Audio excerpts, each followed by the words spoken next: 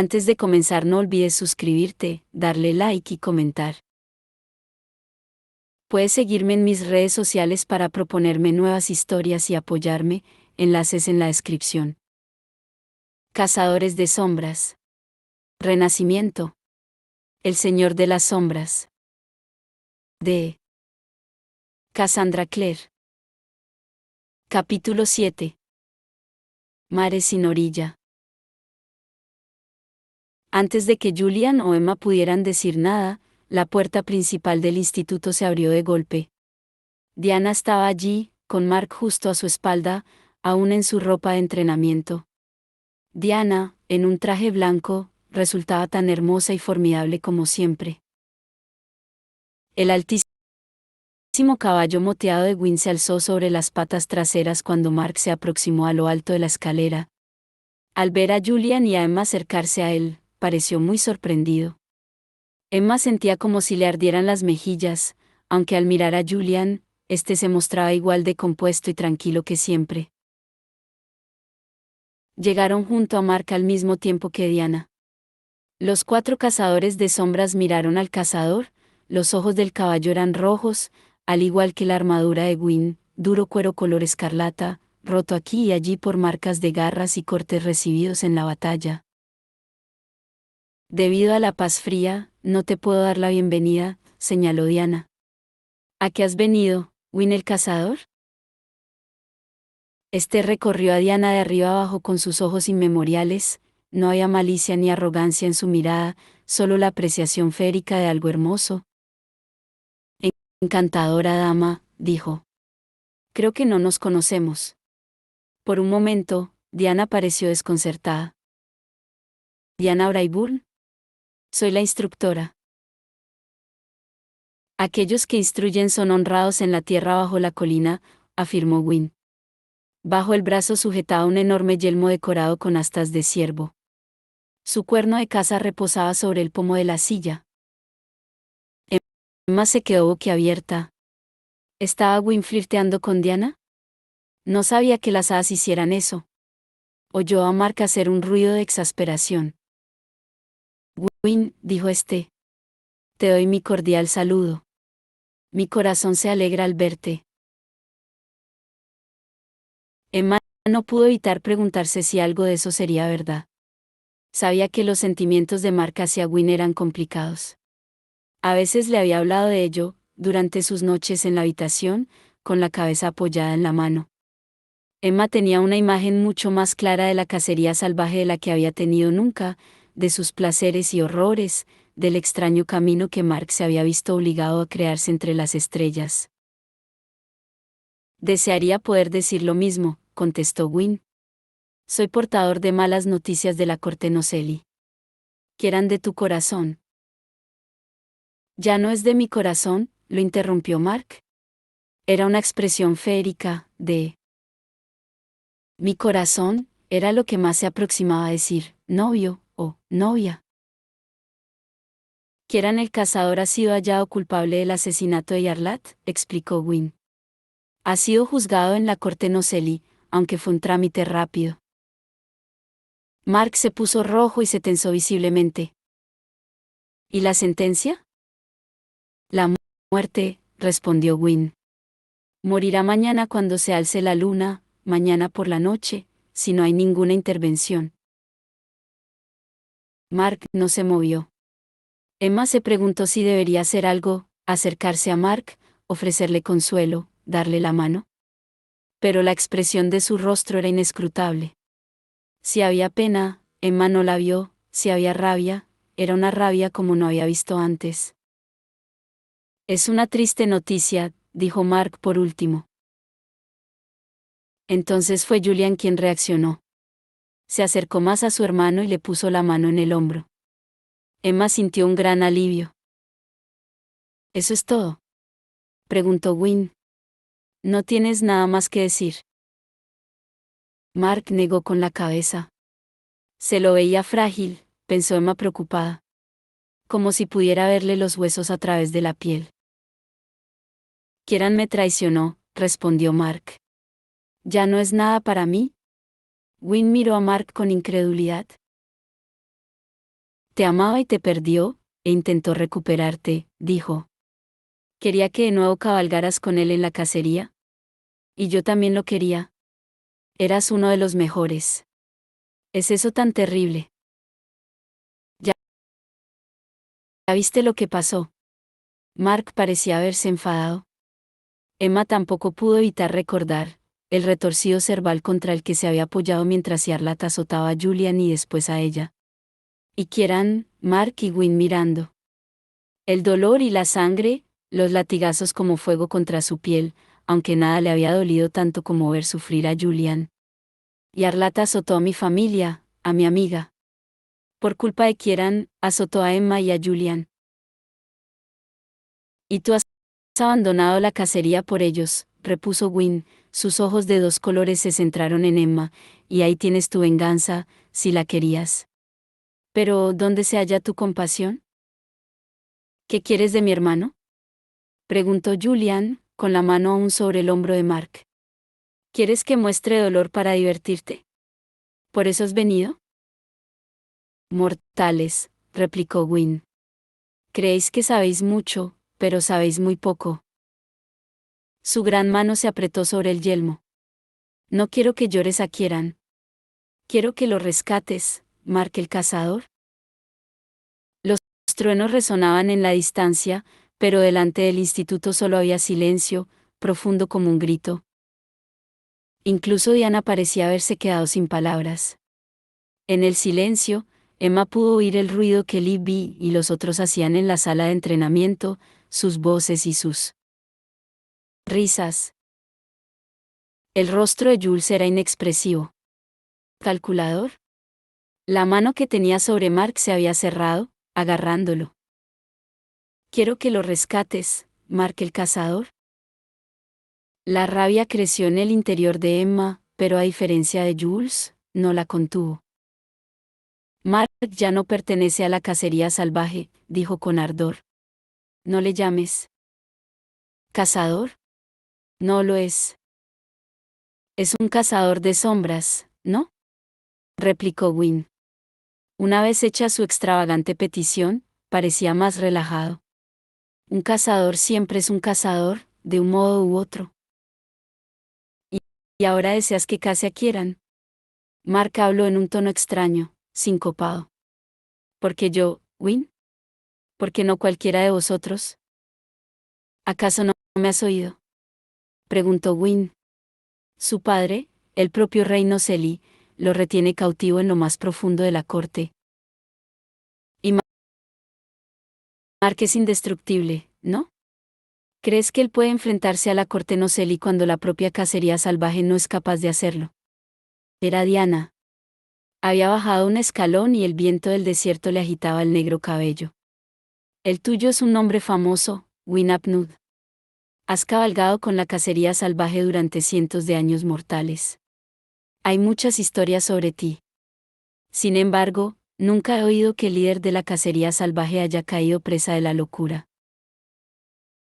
La cacería salvaje no está sujeta al gobierno de las cortes, explicó Wynne.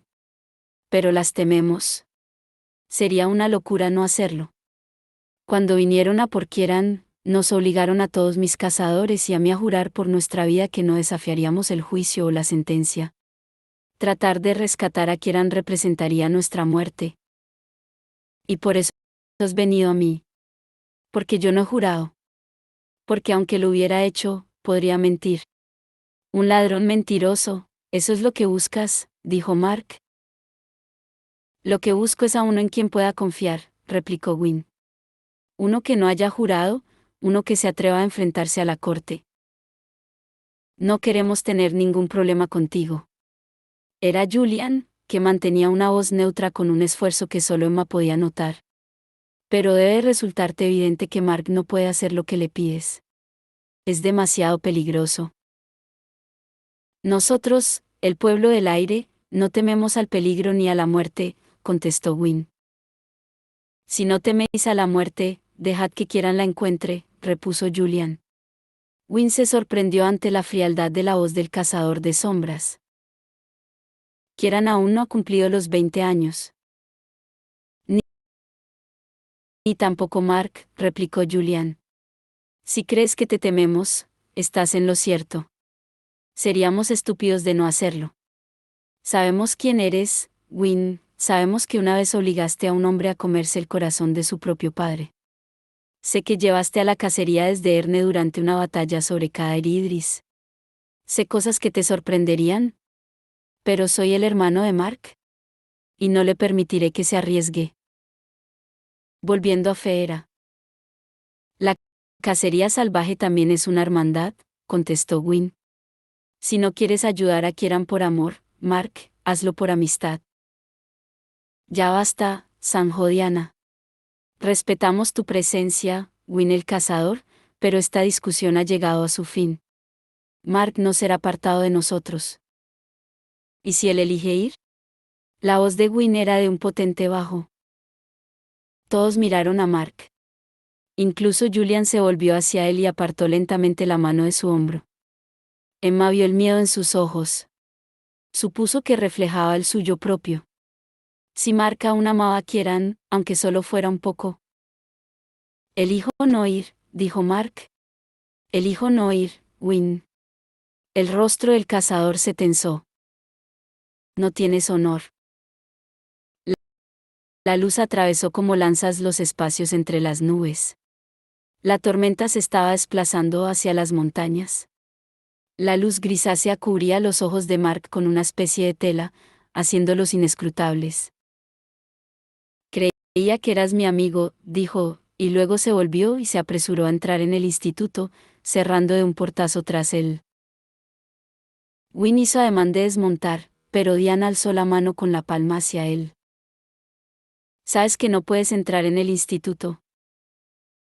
Win se detuvo.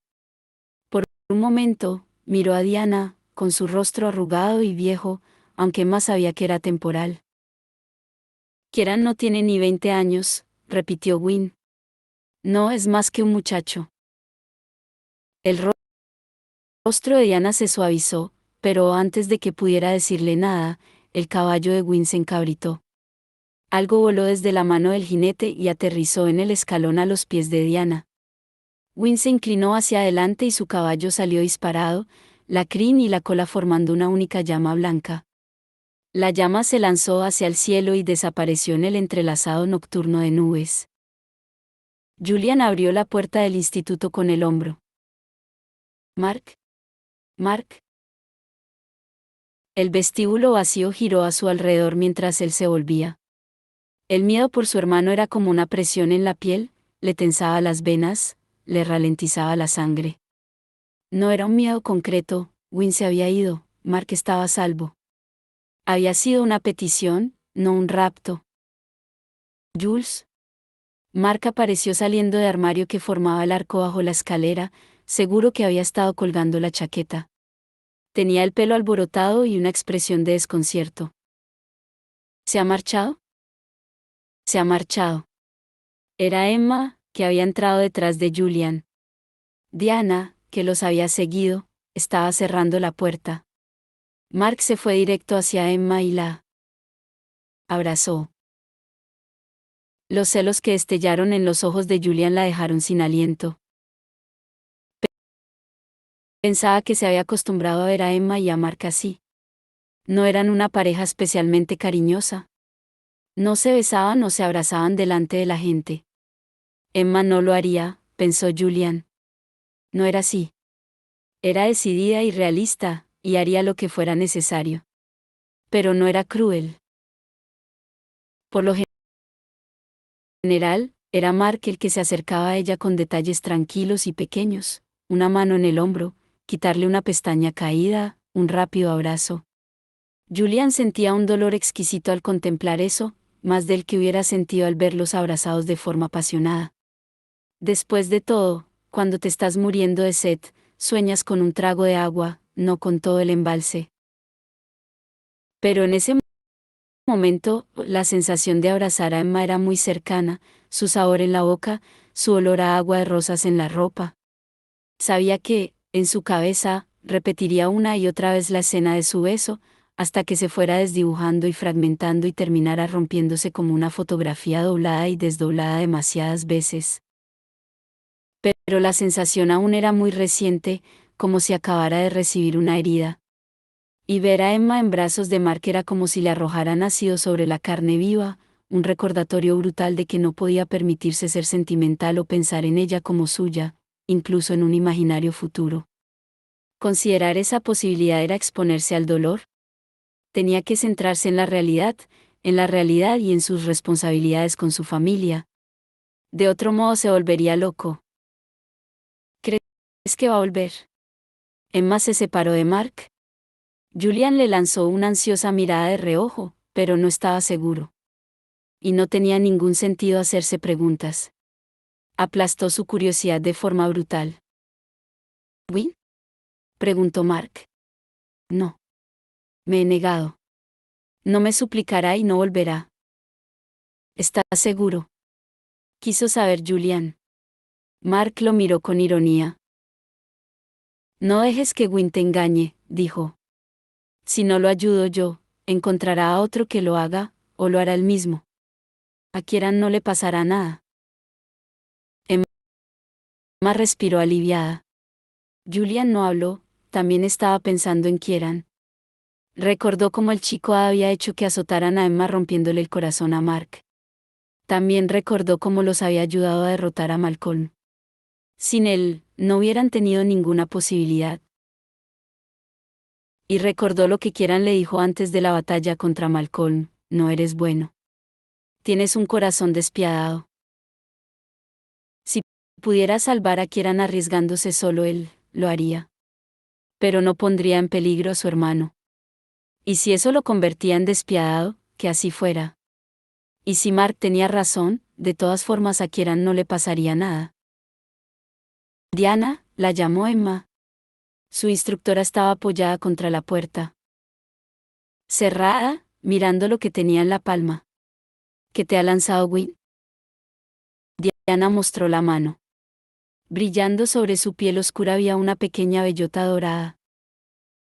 Mark se sorprendió. Es un regalo de hada, explicó.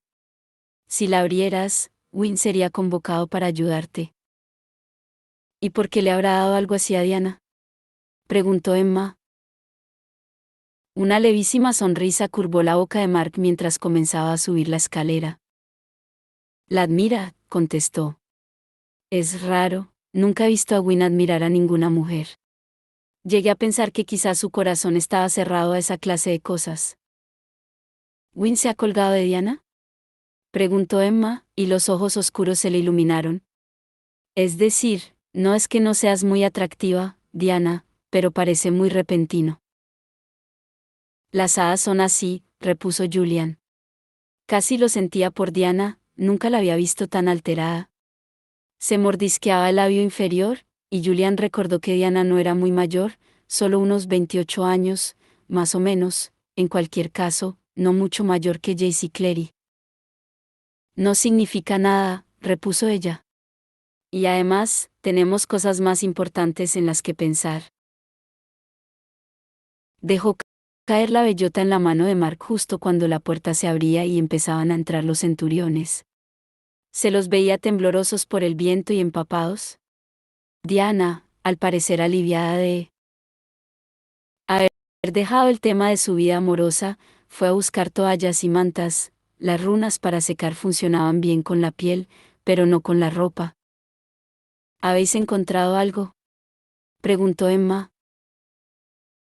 Creo que hemos encontrado el punto más probable donde se hundió el cadáver, contestó Manuel. Pero el mar estaba demasiado revuelto para sumergirnos. Tendremos que probar mañana. Manuel, exclamó Sara en tono de reconvención, como si hubiera revelado la contraseña secreta que abriría las puertas del infierno bajo ellos. Él y Ryan pusieron los ojos en blanco. No es que no sepan ya lo que estamos buscando, Sara. Los métodos del escolamántico son secretos. Sara lanzó su chaqueta empapada a los brazos de Diego y se volvió hacia Emma y Julian. Muy bien. ¿Qué hay de cena? No puedo distinguirlos, dijo Kit. Es el uniforme. Hace que los vea todos iguales. Como a las hormigas. Las hormigas no son todas iguales, señaló Tai. Estaban sentados en el borde de la balconada del segundo piso, sobre el enorme vestíbulo de entrada. Centuriones empapados iban de aquí para allá. Kit vio a Julian y a Emma, y también a Diana, intentando entablar conversación con los que no se habían ido corriendo al comedor para entrar en calor junto a la chimenea que siempre estaba encendida. Repíteme quién es quién, pidió Kit, y de dónde son. Daña y Samantha Larkspur, dijo Libby, apuntando a dos centuriones morenos. De Atlanta. Mellizos, añadió Tai. ¿Cómo se atreven? Bromeó Libby. A Kit le había preocupado que a ella no le gustara el plan de Tai de incluirle en sus pesquisas detectivescas, pero ella solo sonrió con ironía cuando se lo dijeron en la sala de entrenamiento. Bienvenido al club, fue su respuesta. Libby señaló. Manuel Casales Villalobos, de Madrid. Ryan Madaguchi, del Instituto de Lagos. Divya Joshi, del Instituto de Mumbai. Pero no todos están ligados a un instituto. Diego no lo está, Sara tampoco, ni su amiga Jessica, que creo que es francesa. Y están John Cartwright y Gen Whitelaw, y Thomas Aldertre, todos graduados de la academia. Y ninguno tuvo cabeza para protegerse de la lluvia. Repíteme por qué crees que están planeando algo, le pidió Kit. Muy bien, asintió Tai. Kit ya se había fijado en que Tai respondía directamente a lo que se le decía sin tener en cuenta el tono o la entonación. Aunque tampoco le iría mal que le recordaran porque estaba en el rellano de la primera planta del edificio contemplando a un puñado de idiotas. Estaba sentado delante de tu puerta esta mañana cuando he visto a Sara entrar en el despacho de Diana. Cuando la he seguido, estaba mirando papeles.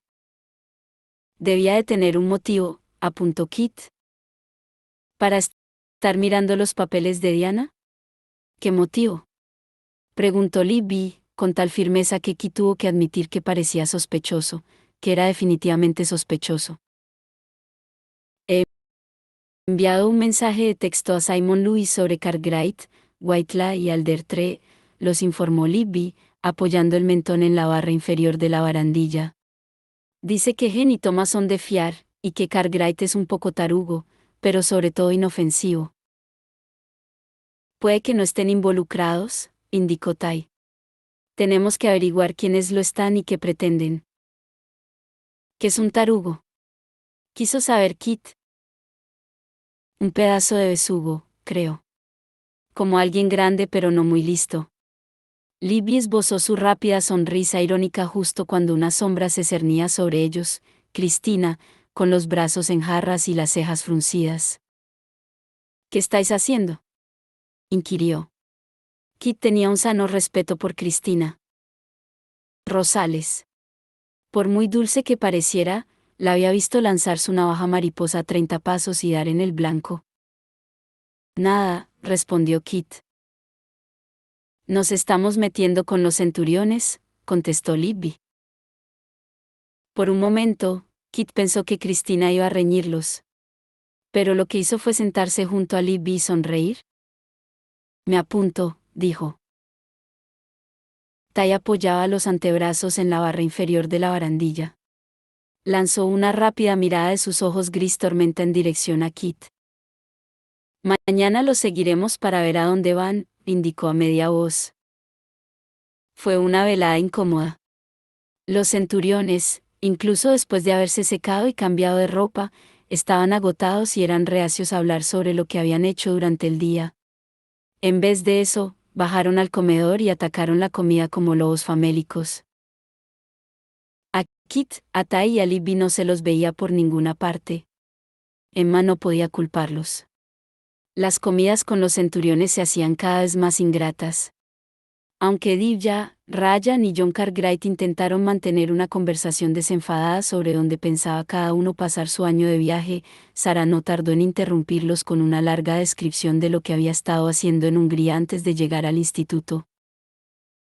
Un puñado de cazadores de sombras se quejaban de que sus estelas y cuchillos serafines habían dejado de funcionar durante una lucha contra unas hadas, explicó, poniendo los ojos en blanco. Les explicamos que era una ilusión, las hadas luchan sucio y deberían enseñar eso en la academia. Las hadas no luchan sucio, replicó Mark. Su lucha es extraordinariamente limpia. ¿Tienen un estricto código de honor? ¿Honor? Samantha y Dañe soltaron una carcajada al mismo tiempo. Dudo que sepas lo que eso significa, me. La palabra quedó colgando en el aire, mestizo.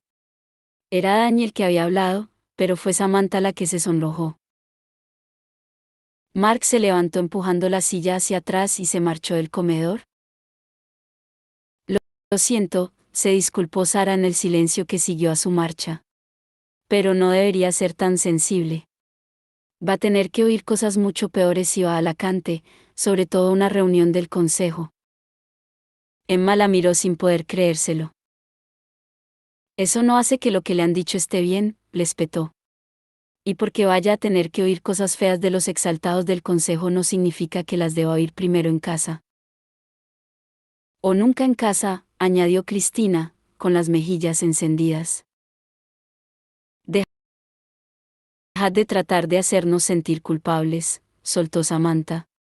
Somos los que hemos estado fuera todo el día procurando limpiar el follón que armasteis al confiar en Malcolm Fay, como si se pudiera confiar en un subterráneo. ¿Es que la gente no aprendió nada de la guerra oscura? Las hadas nos apuñalaron por la espalda. Eso es lo que hacen los subterráneos, y Mark y Ellen no lo harán a vosotros si no os andáis con cuidado. No sabes nada sobre mi hermano y mi hermana, replicó Julian, intentando contenerse. Así que, por favor, evita mencionarlos. Diego había estado sentado junto a Sara sumido en un silencio pétreo. Finalmente, habló, casi sin mover los labios. Ese odio ciego no corresponde ni al oficio ni al uniforme de centurión, dijo. Sara alzó su copa, los dedos curvados con fuerza alrededor del delgado tallo.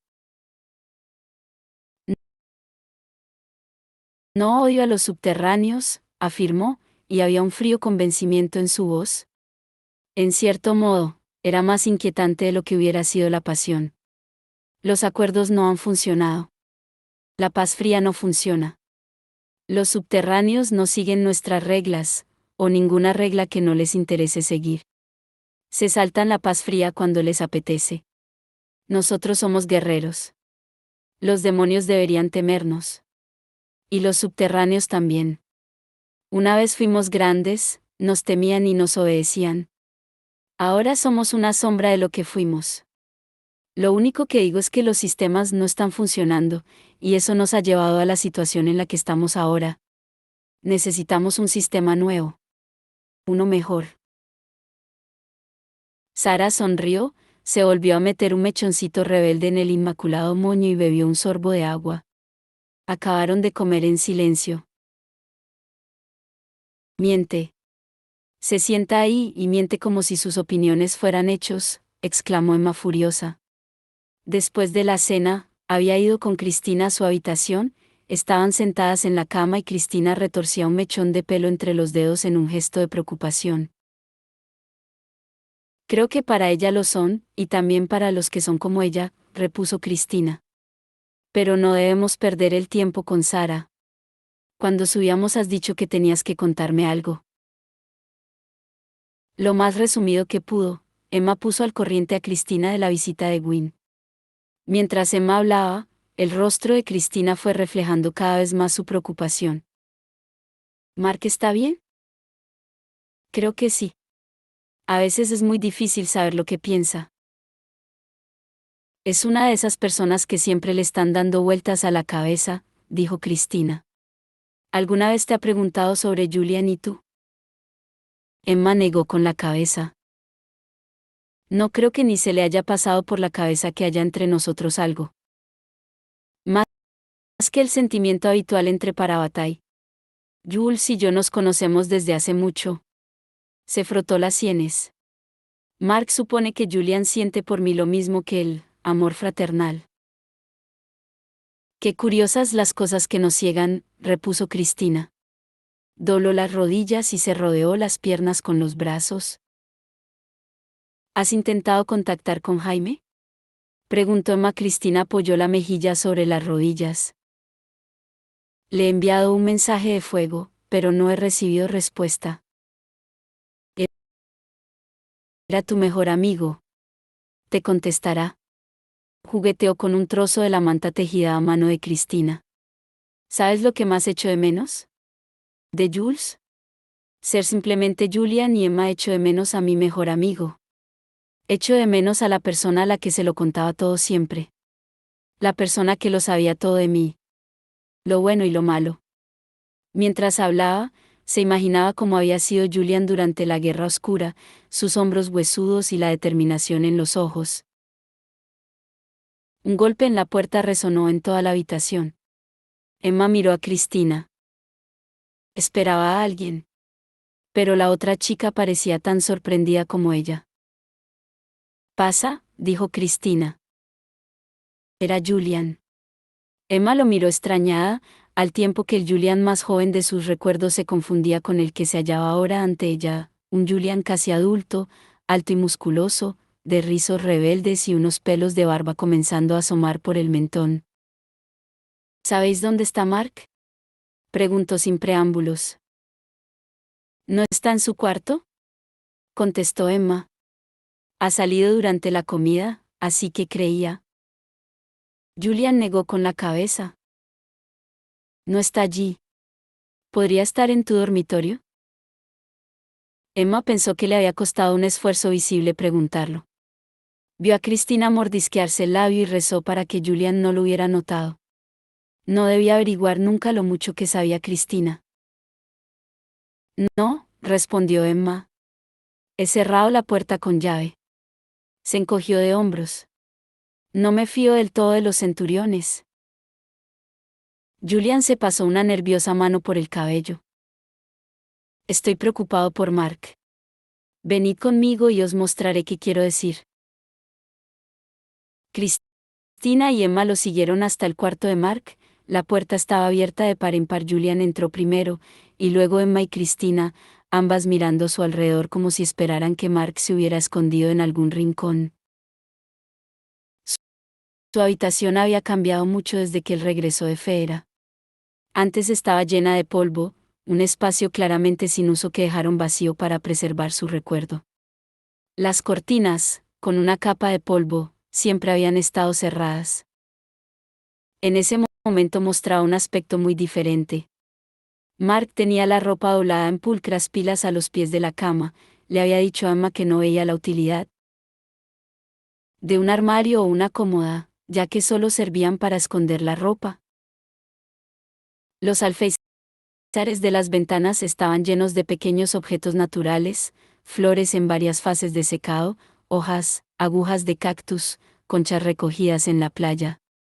La cama estaba muy bien hecha, y resultaba evidente que no había dormido antes allí. Julian apartó la mirada de esa cama tan ordenada. «Faltan sus botas», explicó. «Solo tiene un par. Debían enviar más desde Idris, pero aún no lo han hecho».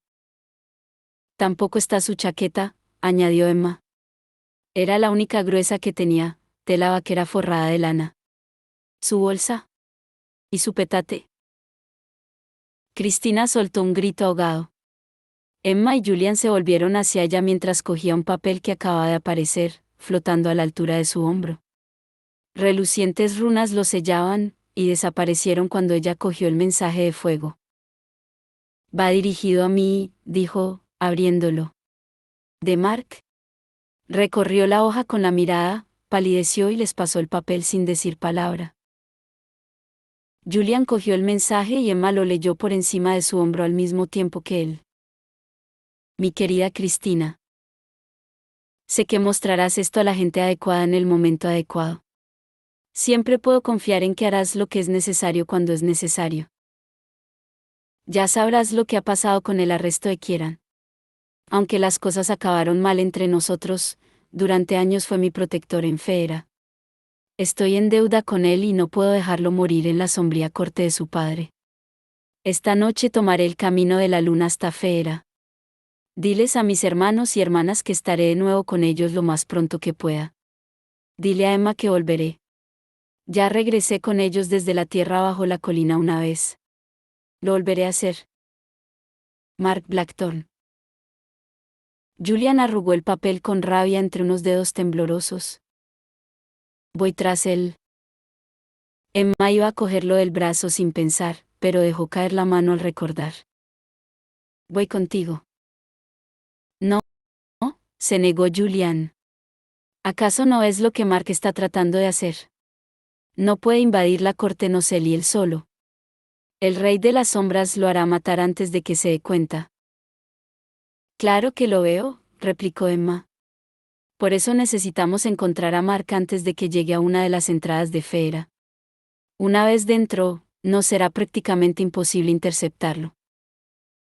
Y también está la cuestión del tiempo, añadió Cristina. Cuando cruce la frontera, el tiempo será diferente para él. Podría regresar en 3 días, o en 3 semanas. O en 3 años, concluyó Emma muy seria. Y por eso debo ir tras él, insistió Julian. Antes de que llegue a Feera y el tiempo se convierta en nuestro enemigo. Puedo ayudar en eso, afirmó Cristina. Las hadas habían sido el campo de estudio de Cristina cuando estaba formándose.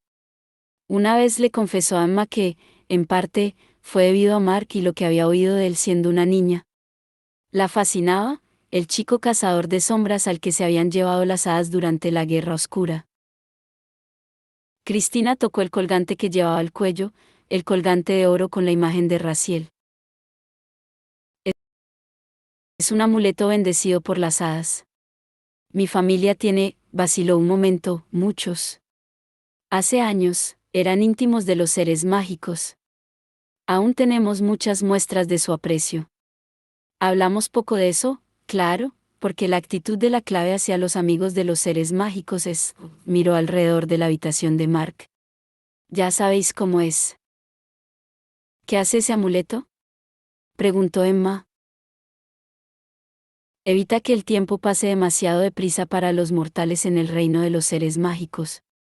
Cristina sujetó el colgante entre los dedos y miró a Julian como diciéndole que aún tenía muchas más sorpresas guardadas en sus limpias mangas, si él quería escucharla. Solo hay un colgante, replicó Julian. ¿Cómo nos puede proteger a todos? Si entro con él en el reino, su protección se extenderá a Emma, a ti y a Mark, mientras no os alejéis mucho de mí. Julian se apoyó contra la pared y suspiró. Y supongo que no vas a considerar la idea de dármelo para que yo lo lleve en Feera, solo. Decididamente no, contestó Cristina con toda delicadeza. Es una herencia de familia. Emma tenía ganas de besar a Cristina.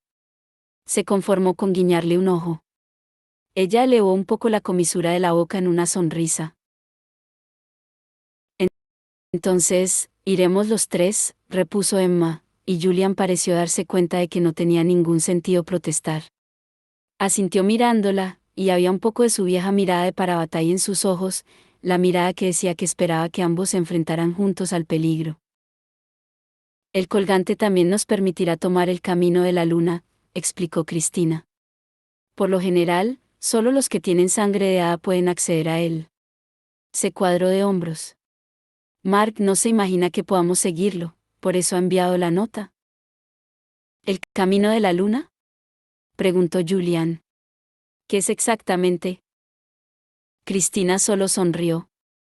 Fue una sonrisa extraña, no del todo alegre, y Emma supuso que estaba demasiado preocupada para eso. Pero sí que mostraba un poco de excitación, la mirada de alguien que estaba a punto de experimentar algo que nunca había pensado tener la oportunidad de hacer. Te lo mostraré, contestó. Reunieron sus cosas con rapidez. La casa estaba a oscuras, desacostumbradamente viva por la descuidada respiración de múltiples durmientes. Mientras Julian iba por el pasillo, colgándose la mochila de los hombros, vio a Tai durmiendo ante la puerta de Kit, medio sentado y con la barbilla apoyada en la mano. Tenía un libro abierto en el suelo junto a él. Julian se detuvo en la puerta del desván. Vaciló. Podría dejar una nota y marcharse.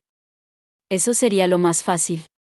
y tampoco disponía de mucho tiempo, debía alcanzar a Mark antes de que llegara Feyre. No sería cobardía, solo pragmatismo. Pero... empujó la puerta y subió la escalera. Arthur estaba donde lo había dejado, ante el escritorio. La luz de la luna penetraba en ángulo a través de la claraboya. Arthur soltó la pluma y se volvió hacia Julian. Una mata de cabello gris enmarcaba sus cansados ojos de Blackthorn. Era como contemplar una antigua foto movida del padre de Julian, algo que había salido mal durante el revelado, desplazándole los ángulos del rostro de la habitual alineación. Tengo que marcharme unos días, anunció Julian. Si necesitas algo, habla con Diana. Con nadie más. Solo con Diana. Arthur tenía los ojos velados. ¿Eres? ¿A dónde vas, Julian? Se planteó mentirle. Era bueno mintiendo y le resultaba fácil. Pero por alguna razón, no quiso hacerlo. Mark se ha ido, explicó. Voy a buscarlo antes de que cruce a Feyre. Un escalofrío sacudió el cuerpo de Arthur. ¿Vas a buscar a tu hermano a Feyre? Preguntó con voz gruesa, y Julian recordó los retazos que conocía de la historia de su tío, que había estado atrapado con el padre de Julian, Andrew, en Feyre durante años, que Andrew se había enamorado de una hada de la nobleza y había tenido con ella a Ellen y a Mark, pero que Arthur había sido separado de él, encerrado y torturado con encantamientos. Sí. Se ajustó la mochila sobre los hombros. Arthur tendió la mano, como si fuera a coger la de Julian, y se echó atrás sobresaltado. Su tío nunca lo tocaba. Arthur dejó caer la mano. En la República de Roma, explicó, siempre había un sirviente asignado a cada general que ganaba una guerra. Cuando el general desfilaba por las calles, aceptando el agradecimiento de la gente, la tarea del sirviente era susurrarle al oído. Respice poste. Hominem tese memento. Memento mori. Mira a tu espalda, tradujo Julian. Recuerda que eres un hombre. Recuerda que morirás. Un ligero escalofrío le recorrió la columna. Eres joven, pero no eres inmortal, dijo Arthur. Si te encuentras en Feyre, y... ruega que no sea así, porque aquello es el infierno si alguna vez lo hubo. Si te encuentras allí, no escuches nada de lo que te digan las hadas. No escuches sus promesas. Júramelo, Julian. Julian soltó el aliento contenido. Pensó en aquel general de antaño al que no dejaban que la gloria se le subiera a la cabeza, que olvidara que todo tenía su fin, que todo pasaba. La felicidad pasaba, igual que la pena y el dolor. Todo menos el amor. Te lo juro. Tenemos que esperar un momento, indicó Cristina. Cuando la luna parezca sólida sobre el agua. Podréis verlo si os fijáis, como el destello verde. Sonrió a Emma, que se hallaba entre ella y Julian, los tres alineados al borde del océano. Hacía poco viento y el mar se extendía ante ellos espeso y negro, orlado de blanco donde el agua se encontraba con la arena. Chorros de espuma de mar donde rompían las olas y morían en la orilla, empujando algas y trocitos de conchas a la playa. El cielo estaba claro después de la tormenta. La luna se hallaba alta y proyectaba una línea perfecta y continua sobre el agua, que se perdía en el horizonte. Las olas eran como susurros al romper a los pies de Emma y lamerle las botas impermeables. Jules tenía la mirada puesta sobre el reloj que había sido de su padre, un reloj mecánico grande y anticuado, que llevaba en la muñeca. Emma vio con un pequeño sobresalto que el brazalete de cristal marino que una vez ella le había hecho, seguía en su muñeca junto al reloj, brillando bajo la luz de la luna. Es casi medianoche, dijo. Me pregunto cuánta ventaja nos lleva Mark. Depende de cuánto haya tenido que esperar hasta el momento justo para pisar el camino, repuso Cristina. Esos momentos van y vienen. La medianoche solo es uno de ellos. Y nuestro plan es capturarlo. Quiso saber Emma. La básica persecución y detención, o vamos a intentar distraerlo con el poder de la danza y luego echarle un lazo a los tobillos. Las bromas no ayudan, le reprochó Julian, mirando al agua. Las bromas siempre ayudan, replicó Emma. Sobre todo cuando no estamos haciendo nada más que esperar a que el agua se solidifique. Vamos. Ahora. Chilló Cristina.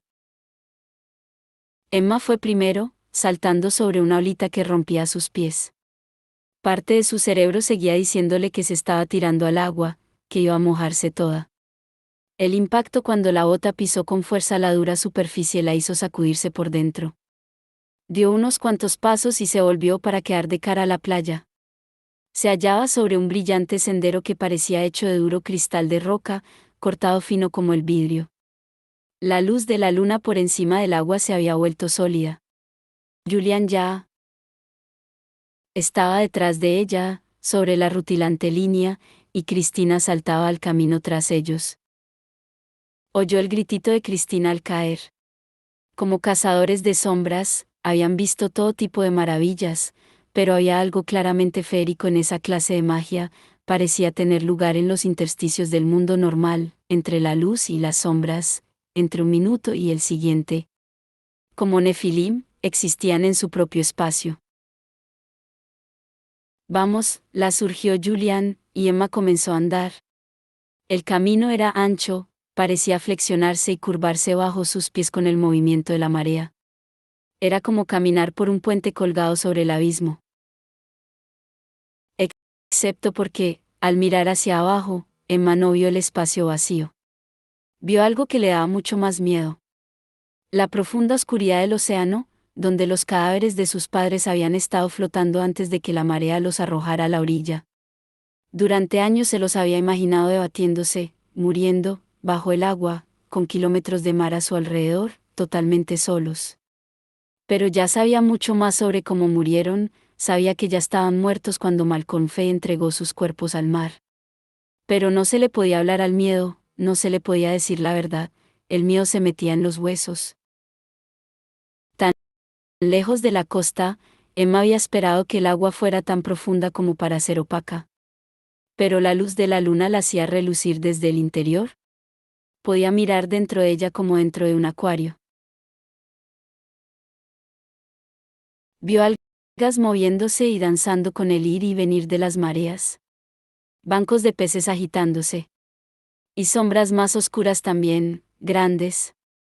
Movimientos pesados y enormes, quizá de una ballena, o de algo aún más grande y peor, porque los demonios del mar podían crecer hasta alcanzar el tamaño de un campo de fútbol.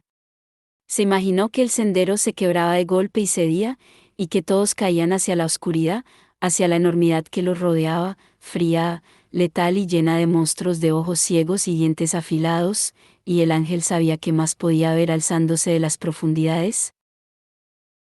No mires abajo. Era Julian, quien se acercaba por el camino. Cristina estaba un poco más atrás, y miraba a su alrededor maravillada. Mira directo al horizonte. Camina hacia allí. Emma alzó la barbilla. Sentía a Jules a su lado, notaba el calor que emanaba de su piel, que le ponía de punta el vello de los brazos. Estoy bien. No lo estás, replicó él sin ambajes. Sé lo que sientes por el océano. Ya estaban muy lejos de la orilla. Esta era solo una línea brillante en la distancia, la autovía, una cinta de luces en movimiento, las casas y los restaurantes de la costa, un fulgor distante.